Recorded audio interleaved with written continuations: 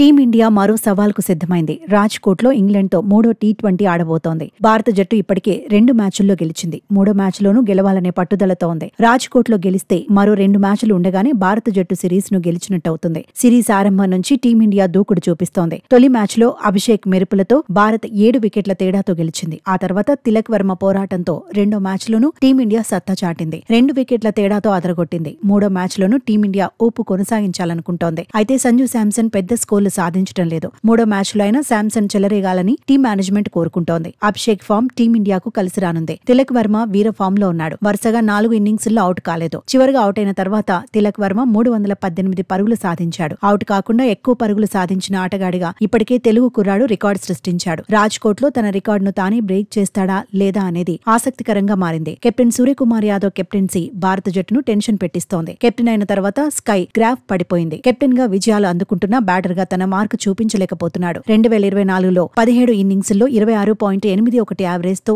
429 పరుగులు మాత్రమే సాధించాడు. 2021లో దాదాపు 35 యావరేజ్ నమోదు చేశాడు. ఓ దశలో యావరేజ్ 45 దాటింది. ఇంగ్లాండ్ తో సిరీస్ లో మాత్రం ఉసూరు మనిపిస్తున్నాడు. కోల్కతా మ్యాచ్ లో పరుగుల ఖాతా తెరవలేదు. చెన్నై మ్యాచ్ లో 12 పరుగులకే పరిమితమయ్యాడు. హార్దిక్ పాండ్యా నుంచి టీం మేనేజ్మెంట్ బిగ్ ఇన్నింగ్స్ ను ఎక్స్పెక్ట్ చేస్తోంది. నితీష్ కుమార్ రెడ్డి, రింకు సింగ్ అందుబాటులో లేకపోవడంతో గత మ్యాచ్ లో వాషింగ్టన్ సుందర్, ధ్రువ్ జురేల్ బరిలో దిగారు. ధ్రువ్ జురేల్ ప్లేస్ లో రాజ్కోట్లో శివం దుబే ఎంట్రీ ఇచ్చే అవకాశం ఉంది. టీ20 వరల్డ్ కప్ లో దుబే అంచనాలు అందుకున్నాడు. ఫైనల్లోనూ కీలక ఇన్నింగ్స్ ఆడాడు. రాజ్కోట్లోనూ ఈ ఆల్రౌండర్ పై అంచనాలు ఎక్కువే ఉండబోతున్నాయి. షమీని ఇప్పుడప్పుడే బరిలో దింపే ఆలోచనలో టీం మేనేజ్మెంట్ ఉన్నట్టు ప్రచారం జరుగుతోంది. ప్రధాన పేసర్గా హర్షదీప్ సింగ్ సేవలు అందించనున్నాడు. యువ ప్లేయర్ ఫామ్ టీమిండియాకు అడ్వాంటేజ్ కానుంది. రెండో పేసర్గా పాండ్యా బాధ్యతలు పంచుకునున్నాడు. బౌలింగ్ కాంబినేషన్ ను మార్చే అవకాశాలు కనిపించడం లేదు. వైస్ కెప్టెన్ అక్షర్ పటేల్, వరుణ్ చక్రవర్తి, రవి బిష్నోయ్, వాషింగ్టన్ సుందర్ మీద అంచనాలు ఎక్కువే ఉన్నాయి. తొలి 2 మ్యాచ్ల్లో ఓడినప్పటికీ ఇంగ్లాండ్ ను లైట్ తీసుకునే పరిస్థితి లేదు. ఆ జట్టులో స్టార్ ప్లేయర్లు, హార్డ్ హిట్టర్లకు కదువు లేదు. కానీ బ్యాటింగ్ లో అంచనాలకు తగినట్టుగా ఆడట్లేదు. బట్లర్ ఒక్కడే నిలకడగా రాణిస్తున్నాడు. గత మ్యాచ్ లో ఆడిన జట్టుతోనే రాజ్కోట్ లో ఇంగ్లాండ్ బరిలో దిగబోతోంది. రషీద్ మీద ఎక్కువ ఆశలను ఇంగ్లాండ్ టీం మేనేజ్మెంట్ పెట్టుకుంది.